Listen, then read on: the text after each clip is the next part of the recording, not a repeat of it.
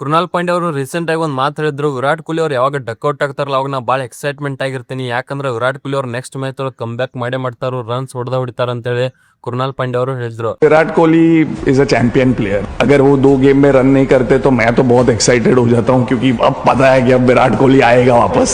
So ನಿನ್ನೆ match ಒಳಗೆ ಅದಾಗೈತಿ, ವಿರಾಟ್ ಕೊಹ್ಲಿ ಅವ್ರು ಕೇವಲ ಕಮ್ ಬ್ಯಾಕ್ ಮಾಡಿಲ್ಲ, ಗ್ರೇಟೆಸ್ಟ್ ಕಮ್ ಬ್ಯಾಕ್ ಮಾಡಿದವರು. ಹಂಗ ಕೇವಲ ರನ್ಸ್ ಹೊಡೆದಲ್ಲ, ಸೆಂಚುರಿನ ಹೊಡೆದಾರ. ಹಂಗ ನಮ್ ವಿರಾಟ್ ಕೊಹ್ಲಿ ಅವ್ರು ಡಕ್ಔಟ್ ಆದಾಗ ಅವ್ರನ್ನ ಬಾಳ ಮಂದಿ ಟ್ರೋಲ್ ಮಾಡತ್ತಿದ್ರು. ಅವ್ರು ಇವಾಗ ಯಾರು ಕನ್ಸತ್ತಿಲ್ಲ, ಅವ್ರದ್ದು ಏನು ಕೇಳ್ಸತ್ತೇ ಇಲ್ಲ. ಯಾಕಂದ್ರೆ ನಮ್ಗೆ ಗೊತ್ತೈತಿ ನಮ್ ವಿರಾಟ್ ಕೊಹ್ಲಿ ಅವ್ರು ಅವ್ರಿಗೆ ಕರೆಕ್ಟ್ ಆಗಿ ಉತ್ತರ ಕೊಟ್ಟದಾರ ನಿನ್ನೆ ಮ್ಯಾಚ್ ಒಳಗ. ಸೊ ಕೃಣಾಲ್ ಪಾಂಡ್ಯ ಅವರು ಯಾಕೆ ಆತರ ಹೇಳಿದಾರಂತ ನೋಡ್ತಾ ಇತ್ತು ಅಂದ್ರೆ, ನಮ್ ವಿರಾಟ್ ಕೊಹ್ಲಿ ಅವ್ರ ಏನಿದೆ ಮೊದಲೆಲ್ಲ ಬ್ಯಾಕ್ ಟು ಬ್ಯಾಕ್ ಡಕ್ಔಟ್ಸ್ ಆಗಿದ್ದ. 2025 ಕೂಡ ಆಸ್ಟ್ರೇಲಿಯಾ ಅವ್ರದ್ದು ಬ್ಯಾಕ್ ಟು ಬ್ಯಾಕ್ ಡಕ್ಔಟ್ಸ್ ಆಗಿದ್ರು.